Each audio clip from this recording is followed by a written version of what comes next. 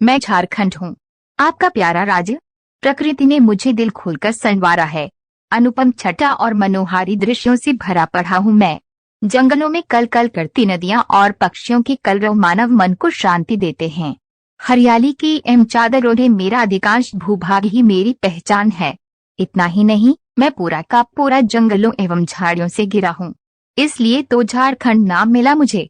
एक ओर पारसनाथ की पहाड़ी तो दूसरी ओर पतरातू की घाटी, कहीं शीतल जल की नदियां तो कहीं सूर्यकुंड सरीखे गर्म जल स्रोत। इन विविधताओं को भी अपनी बाहों में समेटा हुआ हूँ मैं। होली की अगवानी में मेरे पलाश के फूल खिल उठते हैं। पूरा जंगल लाल रंग से सराबोर होता है। क्या आप जानते हैं, कृत्रिम रंग से होली खेलना हानिकारक होता है। मेरी सलाह है कि आप इन पलाश के फूलों से रंग बनाकर होली खेलिए। होली का रंग छूटता भी नहीं है कि सर हुला जाता है। इसके स्वागत में सखुआ साल के विशाल वृक्ष तैयार रहते हैं। सखुआ के फूलों की महक से सरहुल का अखरा सुवासित हो जाता है। इतना ही नहीं, मेरी अमराइयों में कोयल कूक उठती है। रातों में महुआ टपकने लगते हैं। महुआ के फूल की भीनी भीनी सुगंध से पूरा वातावरण महक उठता है। किन किन फूलों की बात करूं मैं, लेकिन पुट्टूस की बात किए बिना मुझसे रहा नहीं जाता। इनके रंग बिरंगे फूलों से सजी हरी झाड़ियों से आपको सीख मिलेगी कि हर परिस्थिति में भी मुस्कुराते रहिए। इन जंगलों में बेर, प्यार, चिरौंजी, शरीफा, गूलर आदि मीठे फलों को तोड़कर खाते और मौज मनाते, हंसते गाते जब आप सबको देखता हूँ तो बहुत खुशी होती है मुझे। मैं चाहता भी हूँ मेरे सारे निवासी हमेशा खुश रहें। आप सब तो हमारे भविष्य हैं, इसलिए हंसते खेलते जीवन पशु पक्षी की ऊंचाइयां छूते आपको देखने की हार्दिक इच्छा है मेरी। पता है, साफ सुथरा कपड़ों में पुस्तकों का बैग लिए खुशी खुशी विद्यालय जाते आप सबको देखता हूँ तो बहुत खुश होता हूँ। अरे मेरा क्या, आप खुश तो मैं भी खुश। आप खुश होने का राज भी पता है मुझे। आपको हमेशा नयापन पसंद है न, नए नए स्थानों में जाना, नए नए दोस्त बनाना, प्रकृति के नए नए नजारे देखना, हमेशा कुछ नया करते रहना, यही चाहते हैं ना आप सब मेरे नन्हे दोस्तों। मेरे पास आपकी खुशी के साधनों की कोई कमी नहीं है, बस आपको ये पता होना चाहिए कि क्या कहाँ है। यही सोचकर तो मैं आपसे बातें कर रहा हूँ।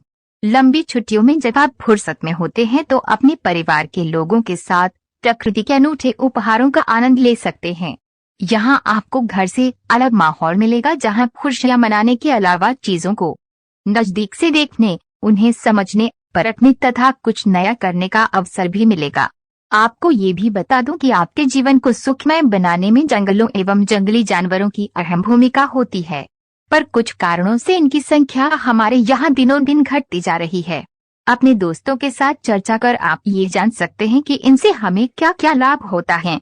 लाभ जानकर आपके अंदर इनके प्रति मित्रता का भाव जागेगा। आप इनकी सुख सुविधाओं एवं संरक्षण के लिए तत्पर होंगे, तभी आपका जीवन सुखमय हो पाए। इन बातों को भली भांति जानता हूँ कि वनों एवं वन्य जीवों के लिए कई राष्ट्रीय अभयारण्य और जैविक उद्यान हैं।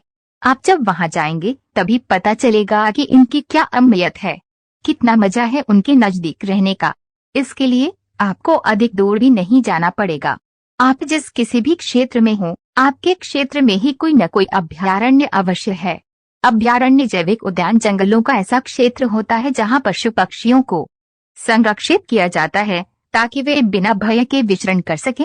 ये अभयारण्य हैं रांची का बिरसा जैविक उद्यान एवं खूंटी का बिरसा मृग विहार, धनबाद का तोपचांची अभयारण्य, गुमला का पालकोट अभयारण्य, कोडरमा का गौतम बुधवार अभयारण्य, पूर्वी सिंहभूम का दलमा अभयारण्य, साहेबगंज का उधवा पक्षी विहार, हजारीबाग राष्ट्रीय उद्यान, लातेहार का बितला राष्ट्रीय जैविक उद्यान, चतरा का लावालौंग वन आश्रयणी।